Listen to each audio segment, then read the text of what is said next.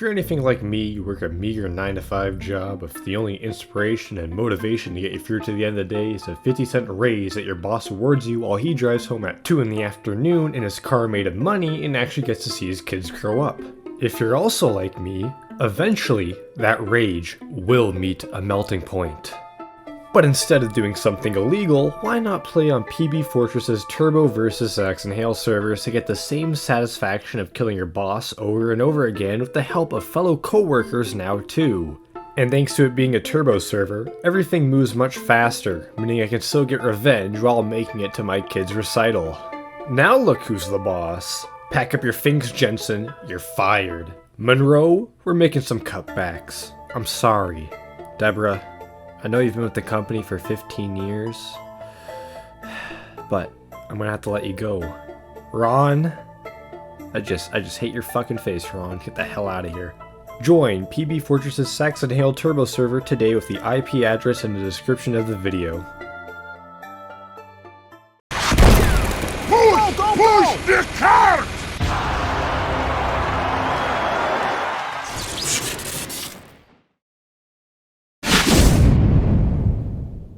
If you've played TF2 for a while now, you've probably racked up a kill count that rivals the population of New Caledonia. You've killed people with shotguns, with rocket launchers, with flamethrowers. Hell, you've probably killed somebody by just jumping on their head before.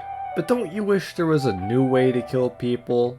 Well, tough luck, because despite the fact that there are new weapons within the game files that satisfy your bloodlust, they aren't used at all. We were this close to having a new engineered PDA, by the way.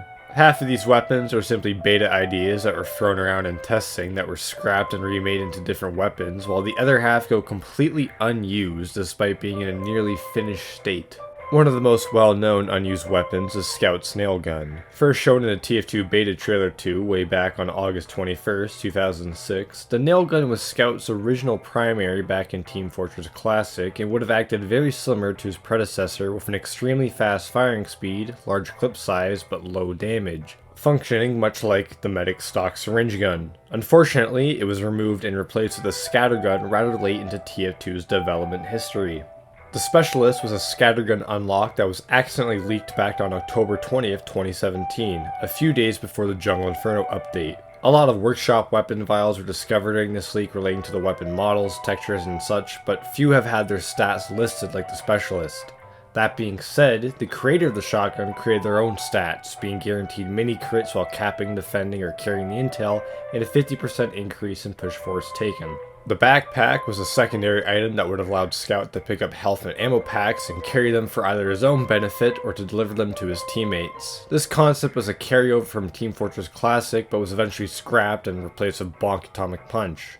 Scout was also planned to have a catcher's mitt that would allow him to catch enemy projectiles, store them, and throw them back at them at will. This was scrapped alongside the backpack idea but was later refurbished and placed onto Pyro, thus giving us Air Blast. The mortar launcher was a rocket launcher that would allow you to redirect where the rockets would land. Not much is known about this weapon aside from a single line of code that refers to it titled TF Mortar Allow Full Tracking. The Fly Swatter is arguably one of the most confusing weapons that was removed. Currently, the only known reference to it in the game files is this kill icon. But despite that fact, it has appeared in official Valve promotional art for Screen Fortress 2011. The image shows a tin soldier about to brutally swat an engineer wearing the Brundle Bundle. Seeing how this update actually did add 2 Halloween-themed reskins of already existing items, being the Unarmed Combat and the Wangaprick, I think it can be safely assumed that the Fly Swatter was originally designed to be a cosmetic reskin of another soldier weapon. Speaking of Halloween reskins, the Baleful Beacon was a pyro melee that was also added in Screen Fortress 2011. It only got partially ported into the game, however, with its candle textures, backpack, and kill icon making it in, but not the rest of the model and its textures. In a similar story, the Branding Iron was another pyro melee weapon that had its model make it into the game, but nothing else. According to the wiki, it shares the same file names for the Fire Axe, meaning it was probably replaced by it. Kinda a shame, because I can see this weapon functioning like the holy mackerel for Pyro, humiliating people who are hit with it. Finally, for Pyro, we have both the Spitfire and the Afterburner. And this is where the rabbit hole officially begins. Me, I'm accustomed to this stuff now. But for you new folks out there, Strap in. These two Air Force inspired weapons were originally part of an item set with the Bone Dome and Air Raider, which were added in October 10th, 2013, or the 2013 fall event. The two weapons themselves, however, were first discovered in 2015 with only a few lines of a VTF code file name showing their location. It was then in 2017 with the Jungle Inferno leak that the textures and models were leaked. But that's not where the story ends. In a dimly lit corner at the bottom of the screen, hidden behind the stock flamethrower, you can find the Afterburner, an official Valve promo update material for Day 2 of the Gunmetal update. Further adding to the confusion on when this weapon was supposed to be released, if ever. Both the Afterburner and Spitfire lack any hint towards what their possible sets could be aside from their visual design. Being modeled after a jet engine, it's possible that the Afterburner was focused more so on air blasts rather than flames, or perhaps maximizing speed. Or it could be as simple as maximizing afterburn damage, hence the name. The Spitfire, on the other hand, is a unique flare projectile mimicking a rocket. Although this projectile's model and texture wasn't leaked in the Jungle Inferno update, its original code file was back in 2015. Being a rocket, it most likely exploded on contact and also dealt splash damage. Demo Man only has two unused weapons. The Dynamite Charge, which can be seen in the Beta 2 trailer back in 2006, seems like you would throw the item and then after a second it would explode into smaller sticks of dynamite which would also explode. Of course, it was removed rather late into the game's development when grenades and the grenade playstyle were decided to be removed for being spammy. And then there's a Heraldic Targe, which was just a beta name for the Charge and Targe and replaced it entirely. Ludmilla was a beta design and name for the Natasha, sharing the same backpack icon, view model, and world model. The only thing that was different from Natasha and Ludmilla was the stats. You wouldn't be able to rev the Ludmilla up, but it would heal the Heavy on hit for free HP. Which sounds extremely broken and thankfully was removed. Heavy was also planned to have a lead pipe as a stock melee option, seen several times in concept art and even in-game hanging off the bottom of the dispenser.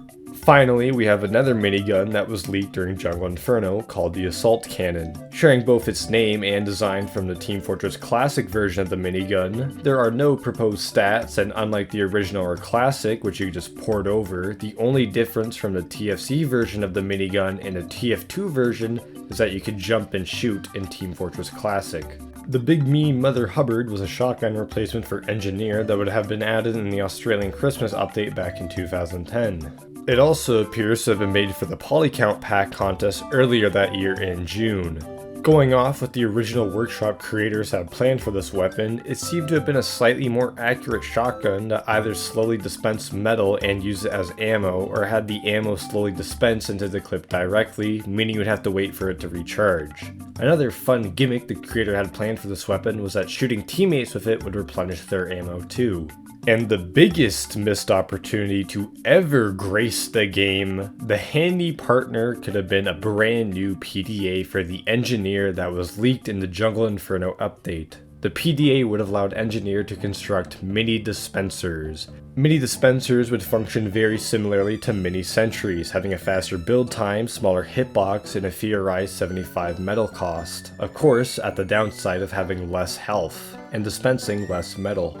The syringe was originally shown in Trailer 1 for TF2 when it was still in beta back in 2006. The medic would stab teammates with it, which in turn would heal them. This was obviously replaced with the lock-on beam of the medigun, and the melee function was replaced with the bone saw. The Cardiac Arrest is yet another Jungle Inferno leaked weapon. It's a team-colored defibrillator with a battery under the handle. Like most leaked weapons, the stats and function of the weapon are currently unknown.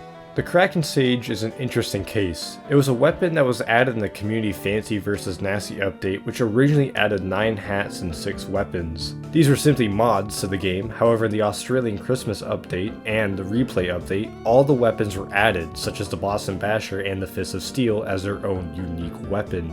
In addition to all but one of the cosmetic items such as the Flip Trilby and the Madame Dixie. Despite this, one weapon was never officially added into the game, being the Kraken Sage, despite its files being discovered in December of 2010, a few days before the Australian Christmas update.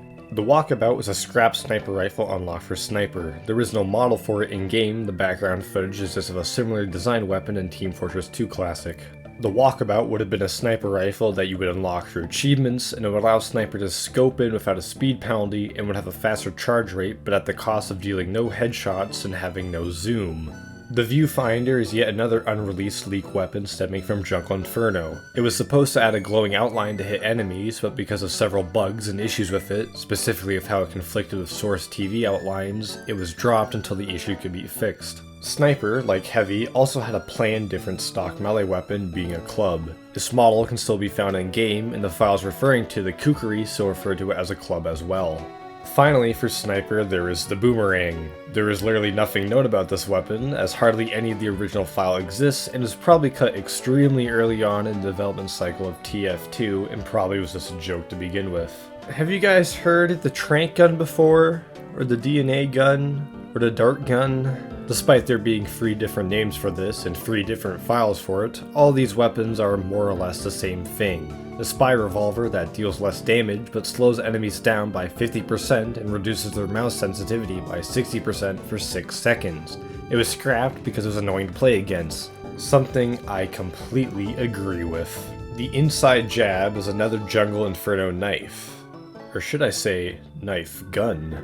There are no planned stats for this weapon, although the creator of it has mentioned how they wanted to somehow boost disguises. Personally speaking, I've seen the custom weapon version of this knife that allows you to implant a bomb upon backstab, allowing you to detonate it, instantly killing the backstab victim, and dealing splash damage to those around him. Said idea was also planned for a sapper. Simply titled the Dynamite Sapper, instead of just destroying a building, the sapper would explode it and deal splash damage. And of course, to wrap things up, let's go over the only unused and scrapped all-class weapon, the crowbar. Can you feel the nostalgia there, folks? Obviously, it was the default melee option for all classes, save for the Spy and Engineer before they were given unique ones. There's also 2 other weapons that go unused. Well, I say weapons. What I mean is 2 bot killers, which means 2 Tors. That's right, dear MVM maniacs, there existed not 1, but 2 unused Tors within the game's files. But that's for someone else to go over. Instead, I present you the reward for beating these unbeatable non-existent Tors. The Uranium Bot Killer and the Mirrored Bot Killer, shown here on the wrench since it's the most noticeable. And that's all the unused weapons within TF2. Some are more interesting than others to think about, but all of the— Shit, he's still falling down there. Thanks to Brickiest Brick for taking the plunge into the abyss. Poor bastard, he's never crawling his way out of there. Can't believe that's the last anyone will ever see of him ever again. What a shame. Want to be sent to an eternal punishment of personal hell for my own amusement? Find Poopy Joe and timestamp and comment his location with your loadout to appear in the next video, and never again.